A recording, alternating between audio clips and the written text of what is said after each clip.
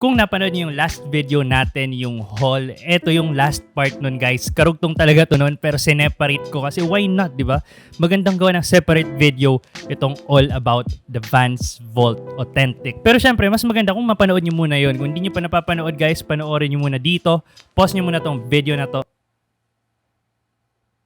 Okay na, napanood nyo na? Papakitaan ko na kayo ngayon ng 6 Vans Authentic outfit ideas. First outfit agad natin guys, gumamit tayo dito ng polo from Men's Club and yung chinos natin from Marks & Spencer. Kung napapansin nyo guys, sockless look tayo kasi nga medyo mainit na summer na, pero bakit nakapantalon? Pwede pa rin naman tayo magpantalon kahit summer, pero mamaya guys, hayaan nyo, babawi ako sa next outfit.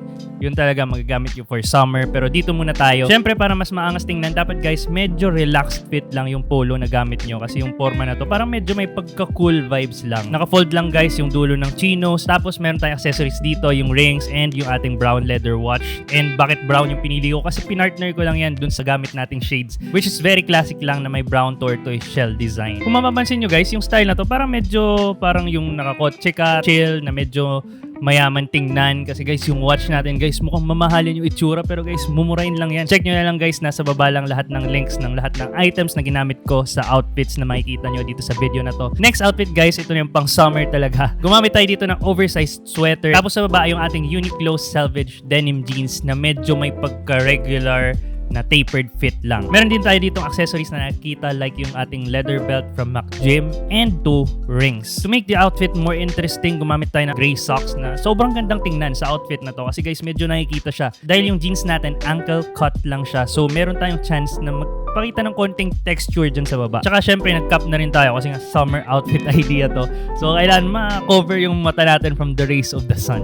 De joke lang guys. Mamaya seryoso, may summer outfits tayo sa pahuli. Pero ito syempre magamit nyo naman to kung medyo malamig yung pupuntahan nyo. Halimbawa, gagala kayo, yung mga tipong museum date, pwede yung ganito guys. Next outfit guys, this one is one of my favorites and most probably, ito yung gagamitin ko kapag nakita nyo sa labas na naka-Vans. Kasi very simple lang yung look pero at the same time guys, medyo may pagka-elevated or smart look pa rin. Meron lang tayo ditong relaxed fit na white shirt from Bench and yung pants natin dito ay yung ating bagong dapper trousers from Pen Shop. Bench and Pen Shop guys, pinagsama natin sa isang outfit. Baka naman. Syempre, tinok natin to and may belt din tayo para medyo smarter look yung dating. Sa baba guys, kung mapapansin nyo, finold ko ulit yung trousers. Dalawang fold lang, okay na yon, and exposed black socks and yung ating black Vans. Parang continuous lang siya kasi black yung sapatos, black din yung socks. Maganda siyang tingnan. Especially kapag ganito, monochromatic lang yung colors nyo, like gray yung trousers, tapos white naman yung pantaas. And syempre, to make this look even smarter, kahit sobrang simple lang guys, magsuot lang kayo ng bracelet and dalawang rings, may elevate na agad yung outfit nyo. Next outfit, again, another summer outfit guys,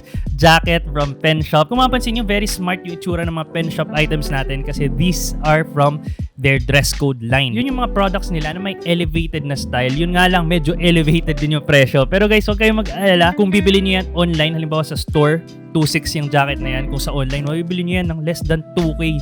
So, check nyo na lang guys dyan sa link sa description box sa baba. And dahil very simple lang din yung outfit na to, black smart trousers, black socks again, and yung ating Vans. Yung style naman ng trousers natin dito, medyo may pagka-straight, relaxed lang. So, medyo flowy lang siya. Yung goal talaga niyan ay parang nagde-drape lang siya dun sa taas ng sapatos. And guys, yung bago naming favorite bag ni Babe na. Kasi gustong-gusto niyang hinihiram yan and gustong-gusto ko rin ginagamit yan guys. Nandun yan sa last video nga natin. Sobrang ganda ng bag na yan. Pero sobrang mura lang, hindi kayo makapaniwala. Sa TikTok ko yan nabili guys. Kung gusto niyo naman yan guys, check nyo lang yung TikTok account ko. Ililink ko na rin sa baba. Nandun yan sa TikTok shop ng aking TikTok account. Doon nyo bilhin para kumita naman ng pera. Kasi guys, naghihirap na ako. Wala na akong pambili ng mga gamit.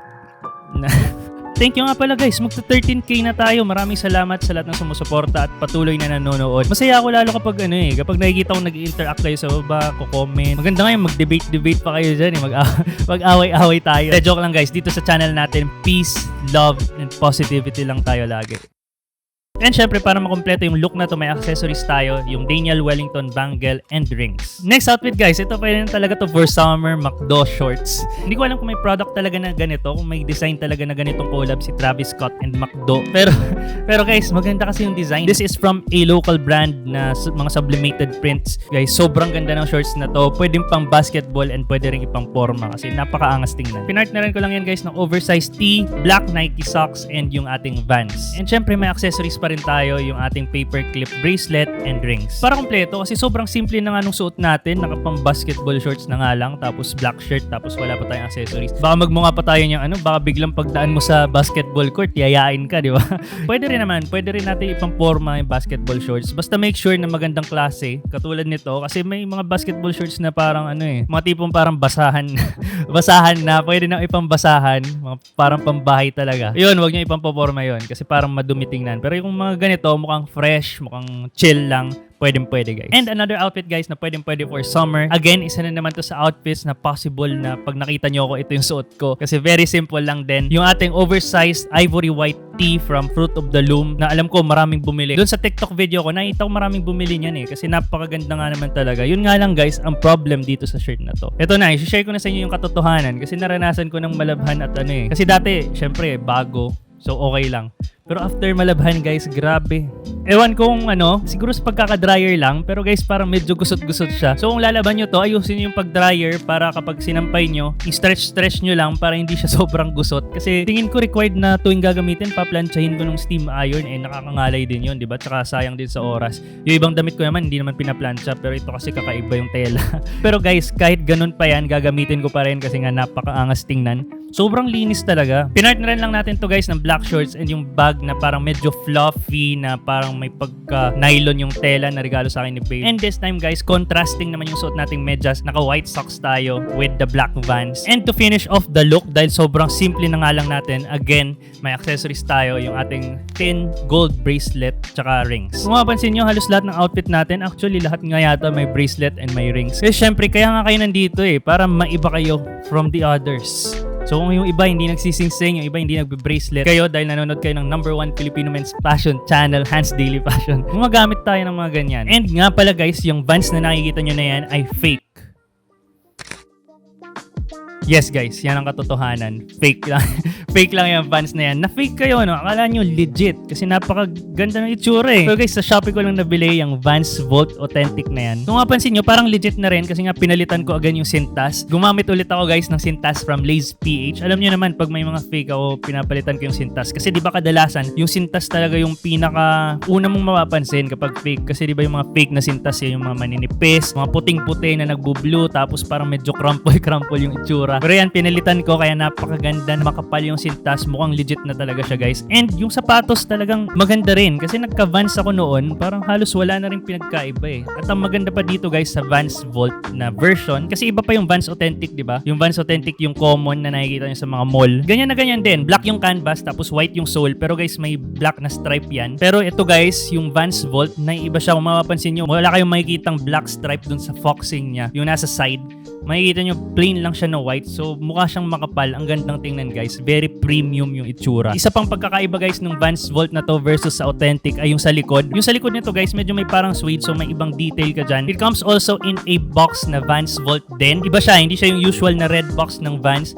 Meron siyang mga parang iba't ibang patterns, texture, mga splatter, paint splatter. Black and white na box lang. Ang ganda rin tingnan. Very presentable. Swerte na lang kayo kung hindi siya ma-damage sa shipping. Pero itong sa akin medyo nabugbog ng konti. Tapos may libre rin siyang medyas at libreng sintas. Pero guys, pangit yun parehas. So wag nyo na lang gamitin. Pwede nyo ibigay nyo sa kapatid nyo. Pwede yun, sila na lang gumamit. And syempre, bago ko pa makalimutan guys, pinaka-importante sa lahat, sizing. Go true to size. I am size 10 US and I went with 10 US on this one and saktong-sakto sa akin. So that's it guys, para sa inyo. Isa nga ba yung Vans din sa mga pinaka versatile na sapatos? Kasi dati may Vans Authentic din ako na legit, yung black. Parang never ako nahirapan siyang ibagay sa mga outfit. So para sa akin, isa rin talaga siya sa pinaka versatile na sapatos. Lumilevel siya sa mga Air Force One, Samba. Kung hindi nyo pa napapanood guys, yung battle between the Air Force One and Sambas natin guys, may video ko about dyan. Makikita nyo yan dito sa channel. Panoorin nyo na lang after nitong video na to. Pero kung gusto nyo magstay para sa late night talks, why not, diba? Ano nga ba? Anong ginawa nyo nung bakasyon? Kaya ako medyo natagalan ng upload kasi umuwi ako ng Bicol. Maaga kasi kung umuwi, parang mga 3 days, 4 days before Holy Week, umuwi na ako kasi alam kong mahirapang sumakay magkakaanuhan na naman niya yung traffic, yung sobrang daming tao, ang hassle. So medyo iniwasan natin ng konti, pero medyo matagal pa rin talaga yung biyahe. Pero ayun, share ko lang, nag-enjoy din ako nung pag-uwi ko sa Bicol kasi may mga nakilalang mga ibang tao. Enjoy din, nakagala kami, pumunta kaming Mayon. Syempre pag sa Bicol, alam niyo na, Mayon. Nga pala, kapag pupunta kayong Mayon, pumunta kayo dun sa may parang road na malapit yung sa Bigs May road doon, tapos may mga parang street lights. Yun yung magandang part na mag-picture kasi very open. Talagang kitang-kita yung mayon. Hindi nyo na kailangan magbayad ng entrance fee dun sa Kagsawa. Pero okay din naman doon. Yun yung tip. And pumunta rin kayo guys sa farm plate. Maganda rin naman sa farm plate, especially kapag may mga kasama kayong bata. May enjoy nila yon. Actually, yung profile pic ko ngayon, yung kasama kong dalawang goat. Bali, 3 kami. Doon yun sa farm plate. Pupunta pa nga dapat kami doon sa ano nga ba yun? Sumlang Lake, pero hindi na kami nakapunta. Kung may nakapunta sa inyo doon, comment nyo sa baba kung okay naman. Baka next time. Pero tinatamad kasi ko umuwi dahil lang tagal ng biyahe, ang layo. Pero guys, kung magsusubscribe kayo, kung patuloy nyo susuportahan yung channel na to, malay nyo, yumaman ako, diba? Tas makapag-airplane na ako kahit saan. Puntahan ko pa kayo. Pumunta ako, house visit ako sa lahat ng subscribers.